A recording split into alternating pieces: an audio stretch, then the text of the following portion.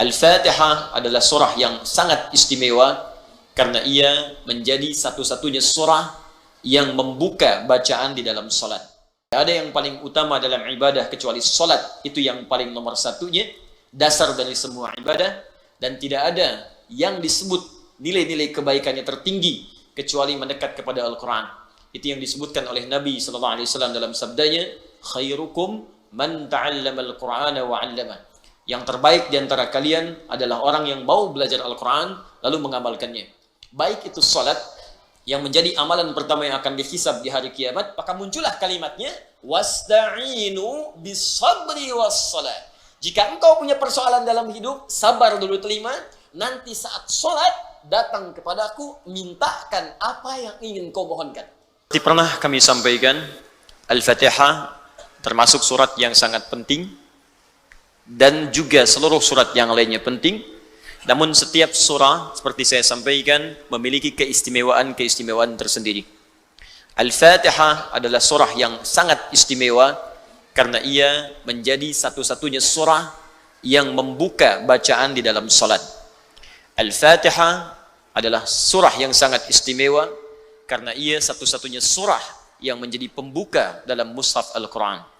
Karena itu dia disebut dengan Al-Fatihah, dengan al-nya bermakna ma'rifah, karena membuka dua keutamaan tadi.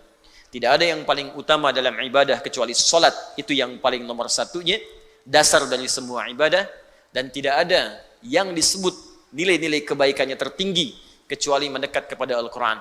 Itu yang disebutkan oleh Nabi SAW dalam sabdanya, khairukum man ta'allama al-Qur'ana wa 'allama. Yang terbaik di antara kalian adalah orang yang mau belajar Al-Quran lalu mengamalkannya. Baik itu salat yang menjadi amalan pertama yang akan dihisab di hari kiamat. Inna awwalu ma yuhasabu bihil abdi yawmal qiyamati as-salat. Inna awwala ma yuhasabu bihil abdu yawmal qiyamati as-salat. Sungguh amal pertama yang akan dihisab oleh Allah, kata Nabi, di hari kiamat adalah salatnya. Ya, jika salatnya baik, idza saluhat saluhat sairu amali. Jika salatnya itu benar dan baik, maka benar dan baiklah seluruh amalan yang lainnya.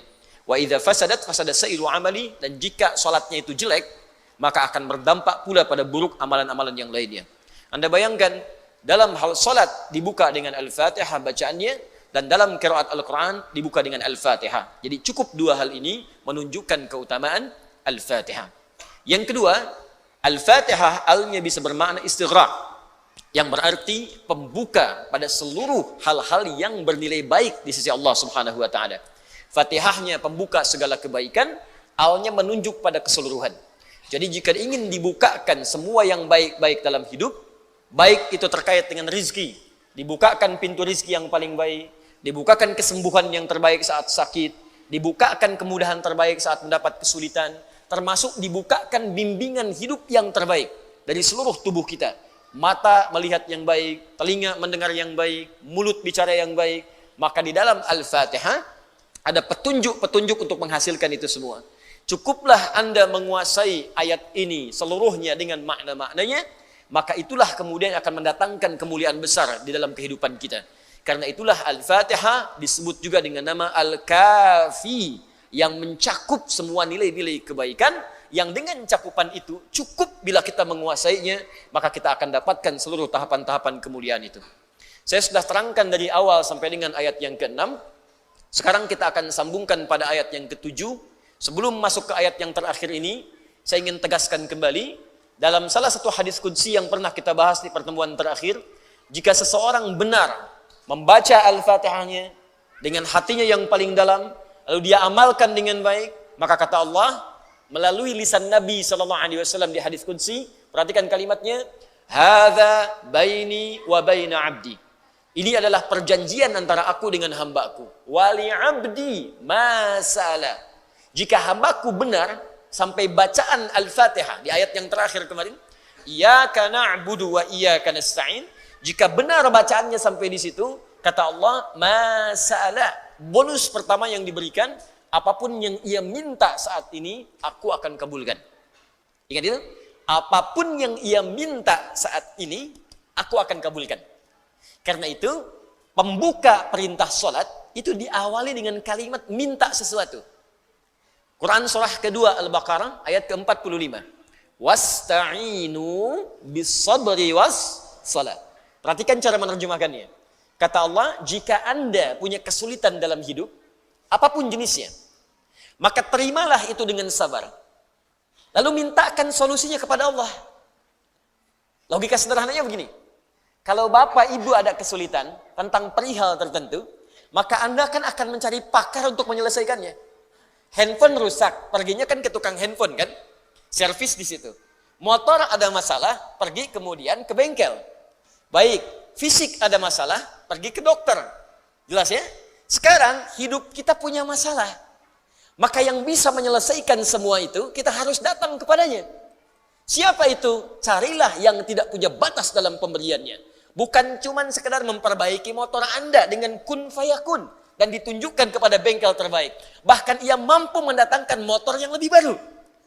Maka ketika Anda memohon kepadanya, kata Allah, saya akan panggil engkau setiap hari supaya engkau bisa menyampaikan kepadaku keluhan apa yang sedang kau rasakan. Masalah apa yang Anda miliki? Maka datang kepadaku, kata Allah, karena aku tidak punya batas dalam pemberian.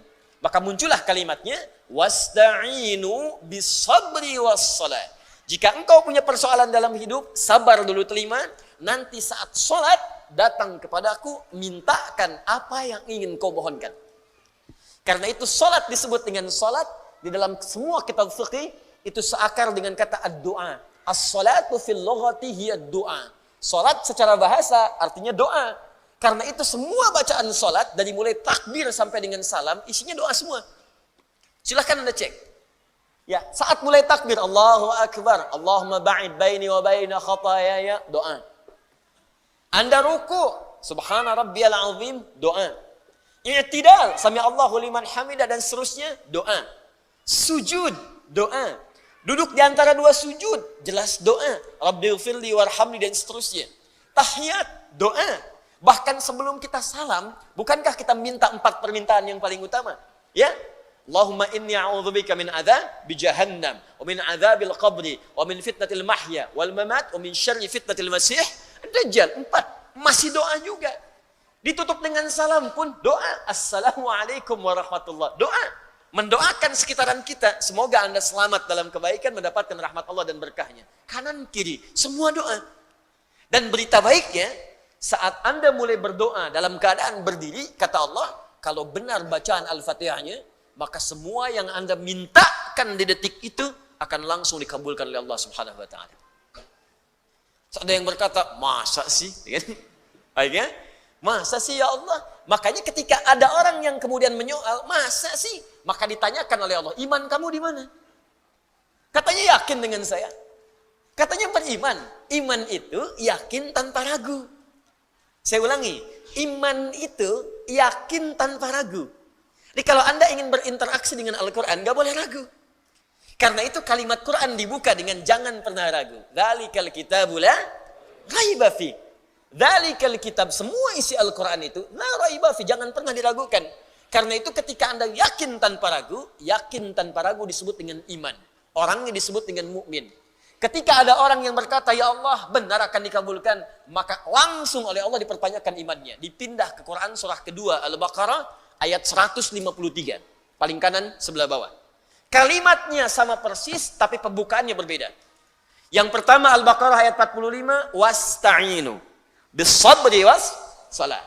Ada yang berkata, benar ya Allah, langsung dibalikan oleh Allah. Ya ayyuhalladzina amanu. Hei orang-orang yang telah beriman, engkau kan sudah beriman. Masa masih nggak yakin juga dengan saya? Kamu masih ragu, kata Allah. Di mana iman kamu? Jadi kalau ada ayat dibuka dengan kalimat iman, ya ayyuhalladzina amanu, 68 kali disebutkan dalam Al-Quran. Jika ada ayat dibuka dengan kalimat iman, maka informasi yang disampaikan sekaligus mempertaruhkan keimanan kita di hadapan Allah. Kalimat salat dibuka dengan iman pertamanya. Alladzina yu'minuna bil ghaib wa yuqimunas salat. Artinya sebelum salat kita yakin dulu ada manfaat dalam salat. Jadi kalau ada orang yang tidak salat dipertanyakan imannya di mana? Sama persis kalau ada orang yang salat dan tidak memohon kepada Allah atau ragu, kata Allah, iman kamu di mana? Ya ayyuhalladzina amanu sta'inu bis-sabri was-salat. Karena itu sebelum kita dalami lebih jauh, saya ingin tekankan dulu nih sebelum Isya. Begitu Anda sampai pada kalimat iyyaka na'budu wa iyyaka nasta'in, maka tanamkan keimanan dalam diri kita. Itu poin pertamanya. Yakin pasti Allah kabulkan. Yakin kalau kita minta pasti Allah akan berikan. Jadi kalau Anda cuma baca dengan lisan, nggak sampai ke hati, nggak sampai ke jiwa, maka mustahil apapun yang Anda minta akan dijawab. Mustahil. Ya, lihat rumusnya. Sebentar, sebelum masuk ke ayatnya, saya terangkan kaidahnya dulu. Buka Quran surah ke-49 ayat 14. Bismillah. Quran surah 49 Al-Hujurat ayat 14.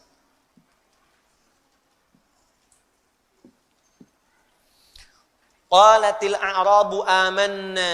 Orang Arab Badui berkata, saya beriman, kami beriman ya Rasulullah. Lalu Nabi diam sehingga turun jawaban dari Allah. Qul, katakan Muhammad. Ya, katakan Muhammad, lam tu'minu. Kalian sungguh belum serius imannya. Fokus. Walakin qulu aslamna. Tapi cukup katakan dulu, kami baru masuk Islam. Nah, orang yang masuk Islam bukankah mengucapkan kalimat syahadatain? Asyhadu an la ilaha illallah wa asyhadu anna Muhammadan Rasulullah. Jadi lisannya mengucapkan kalimat iman, ya, maka dengan kalimat itu menjadi muslim dia. Jadi baru di lisan. Nah, kalimat yang di lisan ini mesti dimasukkan ke dalam hati supaya sampai di jiwa kita. Kalau sudah sampai ke hati, nanti iman yang di hati ini akan membimbing seluruh tubuh kita. Masuk ke mata, matanya dijaga dengan iman. Masuk ke lisan, lisan dibimbing pakai iman. Beda antara lisan beriman dengan yang belum beriman lain. Ya, perhatikan ketika Nabi bahkan Al-Qur'an menyebut lisan, itu disebutkan imannya dulu. Ya ayyuhalladzina amanu la yaskhar qaumin qaum. Hai orang-orang beriman yang telah beriman, iman Anda akan membimbing lisan Anda untuk tidak saling mencela dengan orang lain. Iman Anda akan membimbing lisan Anda la yaghtab ba'dukum ba'du, untuk tidak bergosip. Jadi kalau ada iman dalam diri kita, itu imannya akan langsung sampai ke lisan, jangan gosip. Saya tidak, Ustaz, bagus. Tidak seperti ibu itu tuh. Kalau gosip tuh, sama. Ya. Jadi kalau iman kita itu masih ada, itu langsung bahkan seketika ada kebagian pikiran kita mengatakan ini nggak bagus. Pernah ada perasaan begitu? Ya, ada gambar-gambar yang nggak bagus, tiba-tiba ini nggak baik. Ya, qul lil mu'minina yaghuddu min absarihim. Katakan pada pria-pria yang punya iman, iman itu akan otomatis masuk ke mata membimbing. Jangan lihat yang nggak bagus. Ke kaki sama, ke tangan sama. Jadi itu kalau iman masuk ke dalam jiwa kita, ke dalam tubuh kita, maka dia akan membimbing seluruh elemen tubuh kita untuk berlaku yang baik-baik. Tapi kalau cuma di lisan saja, nyampe ke lisan diucapkan, nggak nyampe ke hati. Walamma yadkhulul imanu fi qulubikum. Lihat ayatnya.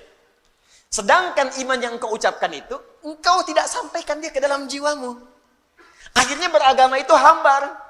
Salat cuma di lisan, Allahu Akbar, cuma nyampe sini aja, nggak nyampe sini. Karena diucapkan cuma di lisan, nggak sampai ke dalam jiwa, akhirnya yang di jiwa nggak memberikan bimbingan kepada kita.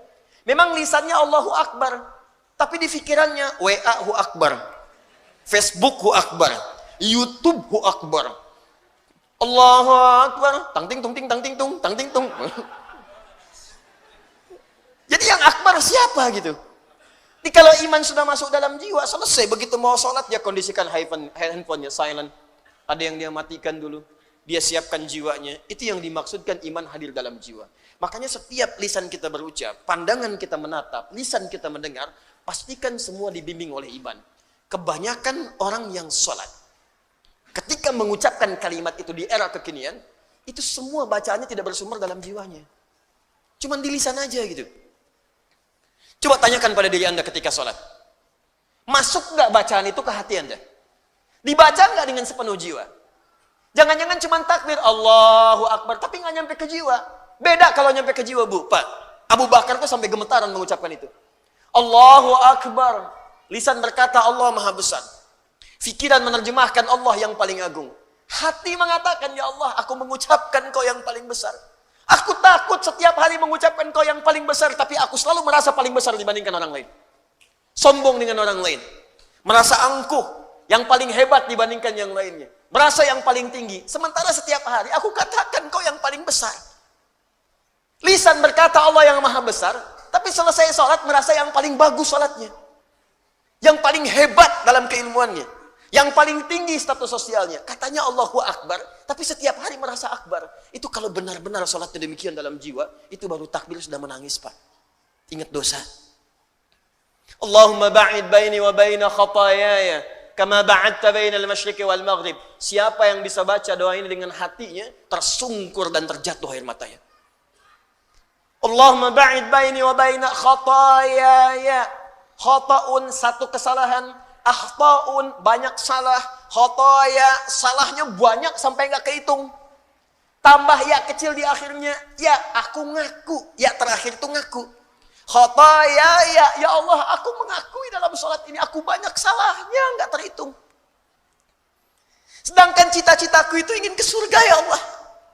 Cita-citaku ingin berjumpa Rasulullah, tapi aku masih banyak salah. Maka mohon ya Allah, jikapun aku wafat dalam sholatku sekarang, karena di Al-Baqarah 46 itu siapkan dirimu dalam sholat, mungkin itu sholat terakhir kamu. Alladzina yadhunnuna annahum mulaqu rabbihim wa annahum ilaihi raji'un. Kata Allah, kalau pengen khusus sholatnya, rasakan mungkin saat itu engkau akan kembali menghadap Allah Subhanahu wa ta'ala. Makanya ada riwayat mengatakan, kata Imam, sallu salatan muwadda'. Salatlah engkau seakan-akan salat perpisahan dalam hidupmu. Di begitu Anda mengatakan, ya Allah, kalau aku wafat pun dalam salat ini, mohon jauhkan antara aku dengan kesalahan yang aku telah perbuat dalam hidup, sejauh timur dan barat yang tidak pernah bersatu. Aku tobat ya Allah. Jadi kalau benar-benar bacaan kita dari jiwa kita, dan membaca dari ta'awud sampai bismillah, hamdalah, sampai bahkan iyyaka na'budu wa iyyaka nasta'in, kata Allah, apa yang kamu minta sekarang aku akan kabulkan. Isya ini bacakan dalam hati kita, minta dengan khusyuk, dan ketika sampai pada kalimat iyyaka na'budu wa iyyaka nasta'in, coba rasakan, minta dalam hati kita apa yang paling sulit dalam hidup kita yang ingin dimintakan solusinya kepada Allah. Maka saat Anda mengucapkan ihdinas siratal mustaqim, seperti saya jelaskan maknanya di pertemuan yang lalu, maka sertakanlah dalam jiwa kita semua kesulitan itu untuk dimintakan solusinya oleh Allah. Pertanyaannya, jika Anda mampu mendapatkan itu semua, seperti apa pemberian Allah yang akan dianugerahkan kepada kita? Itulah jawabannya di ayat yang ke-7 yang akan kita bahas setelah menunaikan salat Isya berjamaah. Tapi praktekkan dulu apa yang kita sampaikan dalam salat Isya, semoga Allah mengabulkan insyaallah. Ya. Subhanakallahumma bihamdika asyhadu an la ilaha illa anta astaghfiruka wa atubu ilaik. Assalamualaikum warahmatullahi wabarakatuh. Bismillah. Assalamualaikum warahmatullahi wabarakatuh. Alhamdulillah. Wassalatu wassalamu ala Rasulillah wa ala alihi wa sahbihi wa man walah wa ba'du. Saudara-saudariku, kita telah menunaikan salat Isya berjamaah beserta amal dan sunnahnya. Semoga salat kita diterima oleh Allah Subhanahu wa ta'ala. Alhamdulillah, kita lanjutkan kembali dan terhubung bersama kita ada saudara-saudari kita dari Papua. Saya simak tadi lewat tayangan di media sosial. Ada yang juga dari Maluku, ada Sulawesi, ada dari Malaysia, juga beberapa wilayah di luar negeri. Kita mendoakan saudara-saudari kita dari sini, semoga Allah memberikan keberkahan pada teman-teman kita semuanya. Baik, jika kita meminta dalam Al-Fatihah langsung tawaran dari Allah, silahkan minta apapun sepanjang itu baik untuk dunia dan akhirat, dan itu engkau butuhkan, pasti Allah kabulkan. Jadi ingat, itu dua ya aspeknya. Jadi kalau minta itu yang akan dikabulkan oleh Allah, aspeknya dua. Satu, kebutuhan, bukan keinginan. Ingat ya, saya ulang, kebutuhan bukan keinginan. Kadang-kadang kita meminta, menginginkan sesuatu, Allah menjawab apa yang kita butuhkan, bukan apa yang kita inginkan. Nah, dalam hal ini kadang-kadang terjadi tiga hal. Pertama, jika memang apa yang kita minta itu kita butuhkan, maka seketika akan dikabulkan. Yang kedua, boleh jadi yang kita inginkan itu memang kita butuhkan, tapi bukan saat ini. Nanti mungkin 3 tahun lagi, nanti 2 tahun lagi, nanti setahun lagi. Maka boleh jadi permintaan saat ini ditunda oleh Allah, jawabannya bukan tidak dijawab, tapi dikabulkan saat kita sanggup kemudian menjalani apa yang kita mintakan itu. Ini biasa Pak, jangankan kita, para nabi pun begitu. Ya, Nabi Muhammad SAW minta kepada Allah supaya kiblat dialihkan dari Masjid Al-Aqsa ke Ka'bah Al-Musharrafah di Makkah Al-Mukarramah. Apakah seketika saat meminta langsung dikabulkan? Tidak. Ada proses 2 tahun lebih sampai hampir 3 tahun. Baru turun Quran surah kedua ayat 144 itu. Bahkan bahasanya dalam Al-Quran, Qad nara taqalluba wajhika fis sama. Kami selalu perhatikan, engkau menengadahkan wajahmu ke langit memohon supaya kiblat dialihkan. Ini ternyata tidak ada ruginya berdoa, walaupun dikabulkan 2 tahun kemudian, tapi saat bermohon itu kita sering diperhatikan oleh Allah. Anda diperhatikan oleh guru saja, senang. Diperhatikan oleh pasangan hidup, senang. Anak diperhatikan oleh orang tua, senang. Orang tua diperhatikan oleh anak, senang. Maka siapa yang tidak senang diperhatikan oleh Allah Subhanahu wa Ta'ala? Maka jika Anda pengertian terbaliknya, jika Anda ingin selalu diperhatikan oleh Allah, banyak-banyaklah berdoa. Wa qala rabbukum ud'uni astajib lakum. Ya, Rabbu berfirman, minta padaku, aku akan jawab. Tapi kalimatnya menggunakan astajib, bukan ujib. Ya, ista talabus syai' bisa berarti jaraknya seketika, bisa berarti masih ada jarak ke depan. Jelas ya? Saya sering analogikan anak Anda usia 5 tahun, minta diberikan motor. Ya, motor tertentu. Anda punya kemampuan membeli, tapi anak itu belum punya kemampuan mengendarai. Ya kan? Baik, apakah akan dibelikan? Tidak. Kalau Anda belikan sekarang, anak itu baru bisa pakai motor 3 tahun lagi. Beli motor sekarang buat 3 tahun, ngapain? Nggak ada manfaatnya. Anda akan belikan motor-motoran dulu. Kok motor-motoran? Kamu baru 5 tahun. Entar kalau sudah 15 tahun, maka yang motornya satu hilang. Motorannya hilang, jadi motor. Ya, kalau kamu sudah punya SIM 25 tahun, 17 tahun, 18 tahun, baru Bapak belikan. Kadang Anda meminta sekarang, dijawab kemudian. Kadang yang ketiga, minta A, keinginan, dijawab oleh Allah B, kebutuhan. Awas hati-hati. Ini yang sering juga terjadi, tapi nggak kita sadari. Ya Allah, pengen ke Madinah ya Allah. Pengen ke Madinah ya Allah. Minta. Tiba-tiba yang lulus Madinah Ciputat misalnya. Ya, masuk UIN misal. Ya. Ya Allah, ITB ya Allah, ITB. Tiba-tiba masuknya ke IPB misalnya. Ya. Ya Allah, Unpad ya Allah, Unpad. Tiba-tiba masuknya ke Undip. Ya, Undip. Misal. Jadi kadang-kadang ketika kita minta sesuatu, dikabulkannya B. Kata Allah kalau terjadi seperti itu, jangan berprasangka buruk dulu. Quran surah kedua ayat 216. Kutiba alaikumul qitalu wa huwa kurhul lakum. Perangi perasaan kita. Ya, jangan berprasangka buruk, perangi dulu. Ya, walaupun barangkali ketika menerima itu boleh jadi tidak sesenang yang kita harapkan. Harap-harap dapat ini ternyata B. Harap-harap pengen sub paling depan ternyata ketinggalan jauh di belakang. Ya. Harap-harap dapat konsumsi ternyata nggak ada gitu kan. Baik, misal gitu kan. Misal. Nggak apa-apa. Asa antakrahu syai'an fahuwa khairun lakum. Boleh jadi apa yang tidak kamu harapkan, yang kamu nggak suka, itu yang paling bagus. Oh, barangkali Allah menginginkan saya ikhlas untuk mengikuti ta'lim, bukan yang lain. Oh, barangkali Allah ingin menguji sejauh apa kesungguhan saya untuk belajar. Oh, barangkali Allah inginkan ini. Wa asa an tuhibbu syai'an fahuwa syarrul lakum. Dan boleh jadi apa yang Anda harapkan itu mungkin belum bagus buat kita. Kenapa ya Allah? Wallahu ya'lamu wa antum la ta'lamun. Karena Allah tahu masa depan. Sedangkan kita tidak. Jadi apa yang Allah berikan itu bukan hanya untuk sekarang. Ini loh, kamu kan itu nanti akan masuk ke sini. Akan kemana sampai wafat. Jadi ketika Allah memberikan sebuah pemberian, itu jaraknya panjang. Untuk maslahat yang kita bawa sampai menuju Allah di hari kiamat nanti. Di bagian pengabulan dari Allah Subhanahu wa Ta'ala. Yang kedua, sifat kebutuhan ini akan diikat dengan 2 kebaikan, yaitu dunia dan akhirat. Dunia dan akhirat. Kadang-kadang baik dunia, tapi akhiratnya tidak. Ya Allah, saya pengen motor, ya Allah, bagus untuk dunia. Tapi ternyata ketika diberikan motor, itu tidak bisa mengantarkan Anda untuk ibadah. Malah ke masjid jadi jarang, karena sekarang rajin motor-motoran.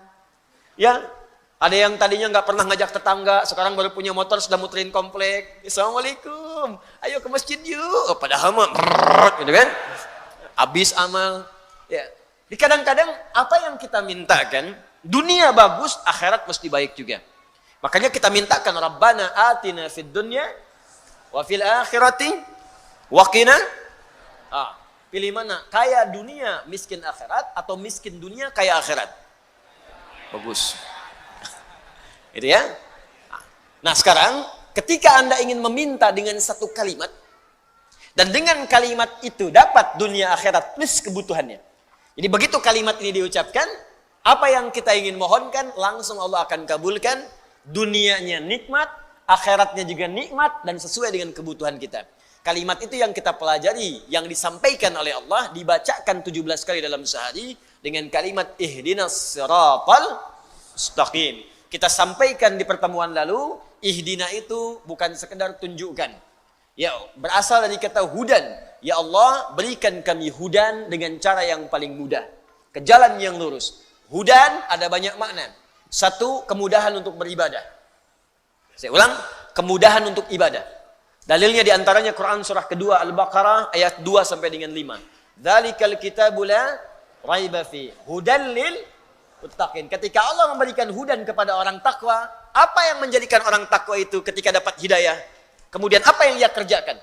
Maka ayat 3-nya, alladzina yu'minuna bil ghaib wa yuqimunas shalah wa mimma razaqnahum yunfiqun. Jadi ketika Anda berkata, ya Allah, berikan kami hudan, ihdinas siratal mustaqim, dengan cara yang mudah. Makna pertamanya, tunjukkan kepada kami kemudahan untuk ibadah.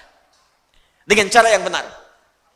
Minta kepada Allah, orang-orang yang diberikan kemudahan ibadah, maka gampang bangun tahajudnya. Tahajud, gampang bangun. Puasa Senin Kamis, gampang. Bahkan nyari ayyamul bid, bahkan nyari puasa Daud. Untuk infaknya gampang. Ya, walaupun punya 1 juta bisa infak, 100.000 bisa infak. Nggak ada uang, masih sedekah. Dia cari kadang ke jalan, buang sampah ke tempatnya. Apa yang kira-kira bisa di masjid dibersihkan, dia bersihkan. Ada orang-orang yang minta hidayah kepada Allah, diberikan kemudahan untuk jalan ibadah. Ada yang gampang ke masjid, Masya Allah. Ya, sholat subuh misalnya jam 4 lewat 6, jam 3 sudah ke masjid. Bahkan pintu belum dibuka, di luar dia sholat. Ya, karena memang bermalam di masjid itu kan, misal. Minta. Yang kedua, ada berarti solusi. Solusi.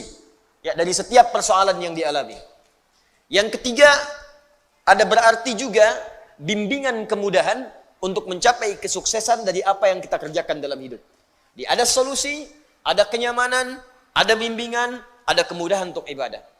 Kalau Anda benar berdoanya, maka Allah ajarkan kepada kita, kita akan dibimbing oleh Allah untuk mendapatkan kenikmatan dalam menjalani setiap kemudahan tadi. Maka turunlah ayat yang selanjutnya setelah kita mengatakan ihdinas siratal mustaqim, ya Allah berikan kami hudan dengan segala jenisnya itu yang telah kita pelajari dulu.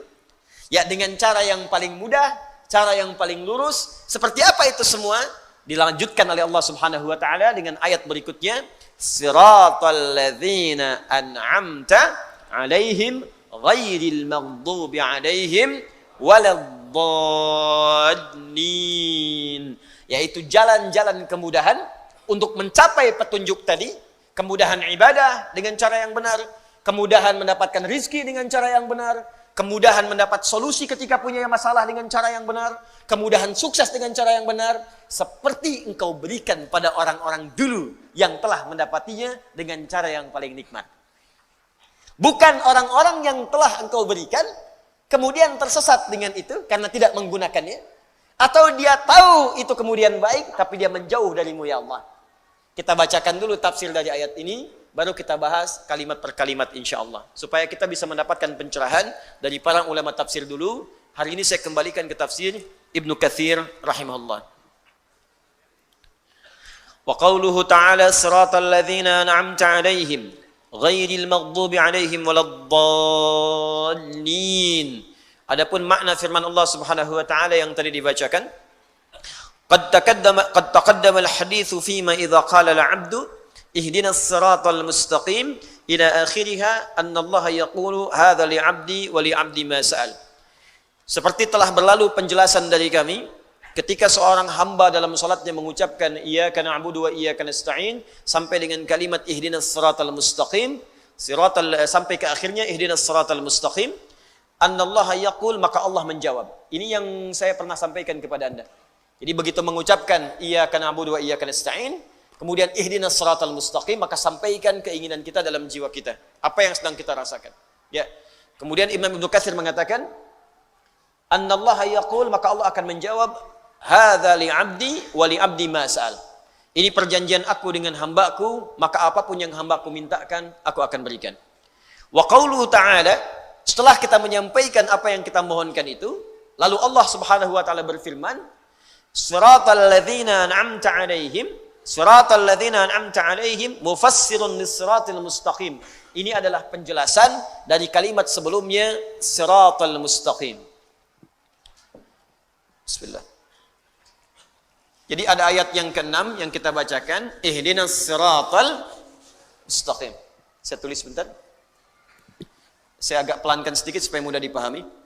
Bismillah. Ihdinas siratal mustaqim. Ya. Perhatikan baik-baik. Ya Allah, mohon berikan kami hudan. Dari kata hudan, saya sudah jelaskan pertemuan lalu. Bagi Anda yang tidak mengikuti, lihat lagi tayangan yang telah lalu. Ini maknanya bisa kemudahan ibadah, kesuksesan, solusi, kelapangan, dan segala jenis kebaikan-kebaikan. As-siratal mustaqim, dengan jalan yang lurus, dengan cara yang paling mudah. Jadi kalau ibadah, ya Allah tunjukkan cara ibadah yang benar, yang lurus. Kalau sholat, sholatnya benar, ya kan? Kalau kemudian puasa, cara puasanya benar. Kalau zakat, cara zakatnya benar. Kalau haji, cara hajinya benar. Kalau berpakaian, cara berpakaiannya benar, ya kan? Yang akhwat, jilbabnya benar. Yang pakai cadar, yang perempuan, yang laki-laki, yang celananya cingkrang, ya kan? Yang berjenggot, yang macam-macam ditunaikan dengan cara yang benar, ya. Jadi ketika kita minta kepada Allah akan dibimbing dengan cara-cara yang baik. Ini hudan. Nah, sekarang fokus. Kalau kita minta sukses, sukses dengan cara yang benar. Karena ada orang sukses tapi dengan cara yang tidak benar.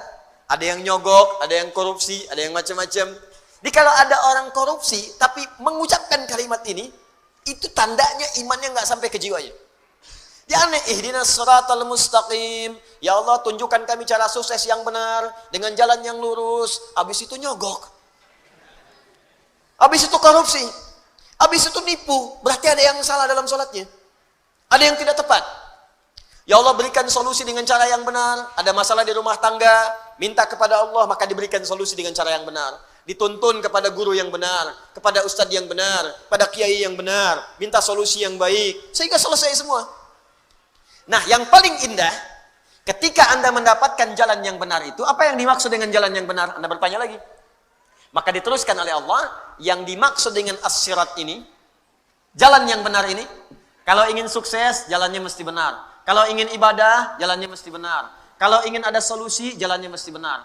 Yang dimaksud jalan yang lurus dan benar itu, turunlah kalimat selanjutnya. Siratal ladzina an'amta 'alaihim. Siratal ladzina an'amta 'alaihim. Ini poinnya. Maka muncul ya ayat yang ketujuh, kata Ibnu Katsir rahimahullah, maka yang dimaksud dengan kalimat siratal ladzina an'amta 'alaihim mufassirun lis-siratal mustaqim. Mufassirun, kalimat ini, ayat yang ketujuh ini adalah penjelasan dari kalimat sebelumnya, yaitu pada ayat yang ke-6 as-siratal mustaqim. Jadi ketika Anda ingin mengatakan dan bertanya, ya Allah, bagaimana saya mendapatkan bimbingan yang lurus untuk ibadah? Ya Allah, bagaimana cara saya mendapatkan bimbingan lurus supaya saya benar dalam mencari rezeki? Benar berumah tangga. Maka turun tafsir, penjelasan dari ini. Jadi ini rumus tafsir Quran bil Quran. Jadi ayat Quran ditafsirkan dengan ayat Quran lagi. Ini tingkat yang paling tinggi. Jadi nanti ada ayat Al-Quran ditafsirkan dengan ayat lagi. Contoh, Al-Qari'ah, Mal Qari'ah, kemudian Kamal Qari'ah, setelah itu Yauma yakunun nasu kal. Nah, tafsir dari Al-Qari'ah tadi Yauma yakunun nasu kal farashil mabthus, dan seterusnya ayat. Jadi ada ayat yang ditafsirkan lagi dengan ayat selanjutnya. Jelas? Nah, ada ayat ditafsirkan dengan hadis. Di ayatnya muncul apa keterangan di ayat itu? Hadis Nabi SAW yang menjelaskannya. Ini paling banyak. Contoh tentang puasa, contoh sholat. Ya, disolatkan dalam Al-Quran saat kita solat, ada perintah solat, kan nggak pernah disebutkan dalam Quran bagaimana cara takbir. Ya, bagaimana cara ruku. Diperintahkan di Al-Quran kita supaya solat. Al-Baqarah ayat 43. Wa aqimus sholat. Ayo tunaikan solat. Tapi nggak pernah dirinci di Al-Quran bagaimana cara solatnya. Ya, coba dilihat. Ada nggak ayat tentang membimbing kita? Cara takbir itu angkat tangan sampai sejajar dengan bahu. Ada ayatnya? Silahkan cari sampai kiamat kurang 2 hari. Nggak akan ketemu. Nggak akan ketemu. Karena memang tafsirnya dijelaskan nanti oleh Nabi. Peran Nabi untuk menjelaskan itu semua lewat hadis Nabi SAW. Karena itu ada hadis tentang fikih solat. Cara bertakbir, cara niat sebelumnya, cara menghadap kiblat, bahkan cara wudhu sampai dengan kita solat dengan sempurna. Itu Al-Quran ditafsirkan dengan hadis. Kenapa Ustadz? Kok nggak lengkap aja di Quran supaya lebih mudah? Joni, kalau itu saja dilakukan, kapan kita hafal Qurannya? Ya. Maka kalau banyak itu seberat apa mushafnya? Setebal apa Qurannya? Ya, dan apa peran Nabi diutus untuk kita? Bagaimana kemudian kita bisa melakukannya? Kalau dijelaskan di Quran nggak ada contohnya, nirunya bagaimana? Nirunya bagaimana? Kadang-kadang satu kalimat saja salah paham. Ya, Anda bayangkan dijelaskan tapi nggak ada contohnya. Bagaimana mengikutinya? Paham sampai sini? Baik, itu Al-Quran dengan hadis. Ya, sekarang ini Al-Quran dijelaskan lagi dengan Al-Quran. Suratal mustaqim ditafsirkan suratal ladzina an'amta alaihim. Nanti sebentar saya teruskan dulu baca kitabnya baru kemudian kita jelaskan maknanya. Wa huwa badalun minhu 'indan nuhah wa yajuzu an yakuna atfa bayanin wallahu a'lam. Jadi ini dalam ilmu nahwu di kaidah bahasa Arab ini bisa disebut badal atau atfu bayan. Saya jelaskan kaidah dulu bahasa Arabnya, ini bisa disebut badal atau atfu bayan.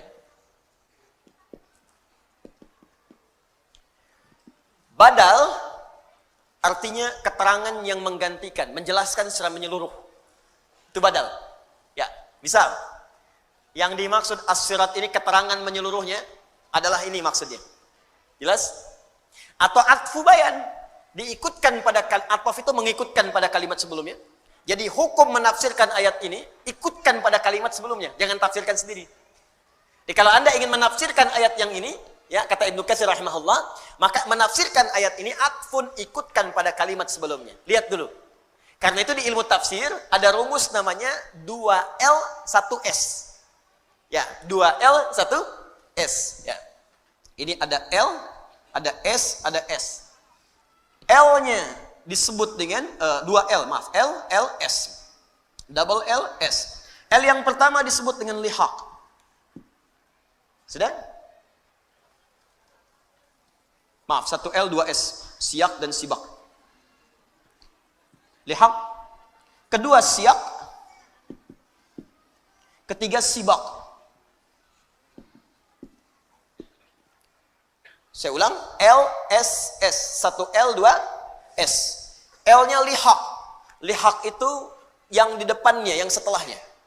Misal, Anda ingin menafsirkan ihdinas siratal mustaqim. Apa yang dimaksud ihdinas siratal mustaqim? Maka lihat ayat setelahnya.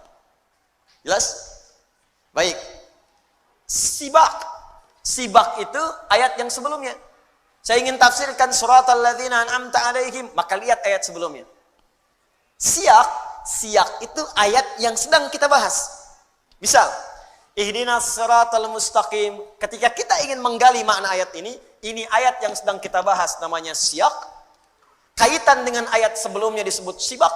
Kaitan dengan ayat setelahnya disebut dengan lihaq.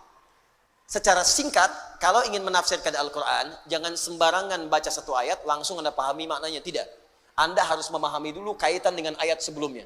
Al-Baqarah ayat 7. Ingin Anda pahami maknanya. Lihat kaitannya dengan ayat ke-6, ke-5, ke-4, ke-3, ke-2, ke-1 sampai Al-Fatihah. Lihat kaitan dengan setelahnya, ayat 8, 9 sampai dengan An-Nas. Itu baru kita akan menemukan penafsiran yang sempurna. Paham? Baik. Jadi ketika Anda ingin menafsirkan yang ini, atfun. Ini diikutkan kepada kalimat sebelumnya, bayanun, statusnya menjelaskan kalimat yang ini. Secara singkat, paling gampang, ini ayat menjelaskan ayat sebelumnya. Itu maksudnya. Kalau panjang-panjang kemana, itu maksudnya. Ya. Saya kenapa bahas ilmu nahu dulu, kaidahnya supaya kita nanti kalau menemukan yang seperti ini bisa memahaminya dengan baik. Ya, belajar 25 tahun kalau nggak dibahas kan sayang gitu. Baik. Sekarang kita tafsirkan per kalimatnya.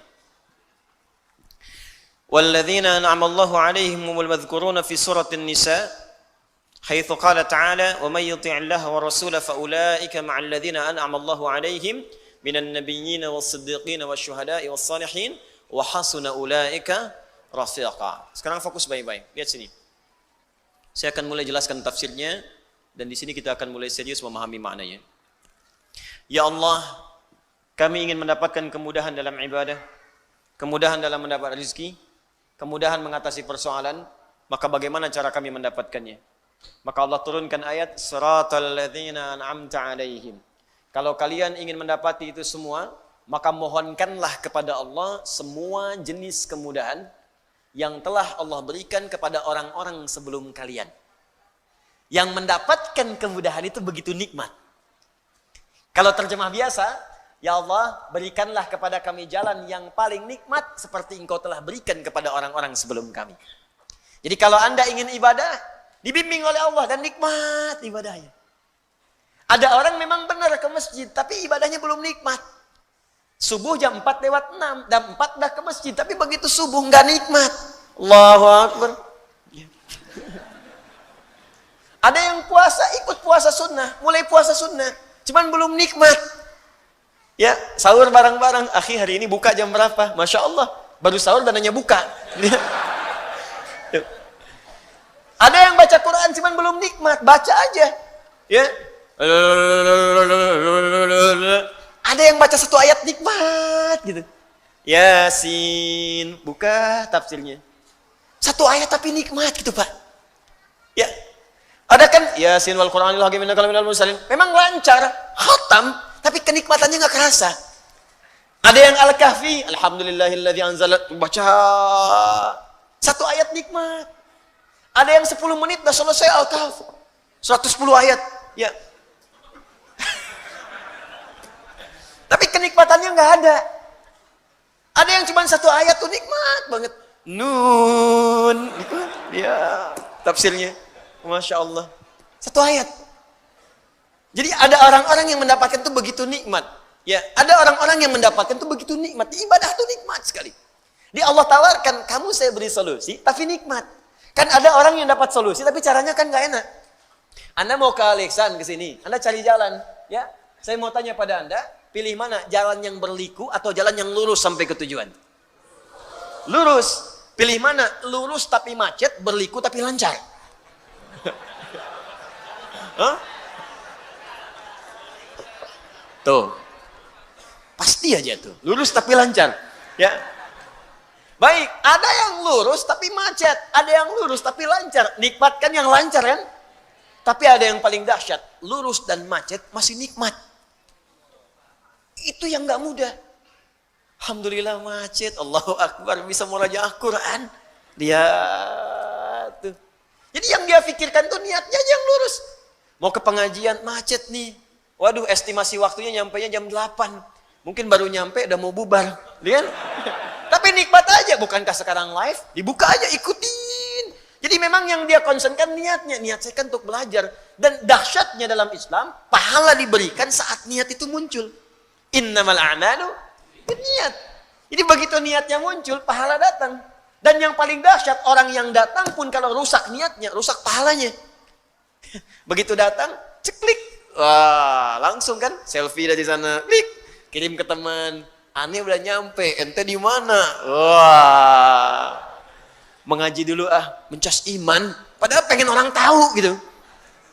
Nah ini ada bagian-bagian tertentu yang teman-teman sekalian, ketika kita hadirkan itu, kata Allah, saya akan berikan kepada kalian. Fokus. Segala kemudahan, segala solusi, dan caranya nikmat mendapatkannya. Kalau Anda bertanya, ya Allah, saya pengen itu. Saya ingin mendapatkan solusi dengan cara yang nikmat. Seperti Engkau berikan pada orang-orang sebelum saya. Siapa mereka ya Allah? Maka kata Ibnu Katsir rahimahullah, ditafsirkan lagi kalimat ini dengan kalimat yang serupa, mirip kalimatnya.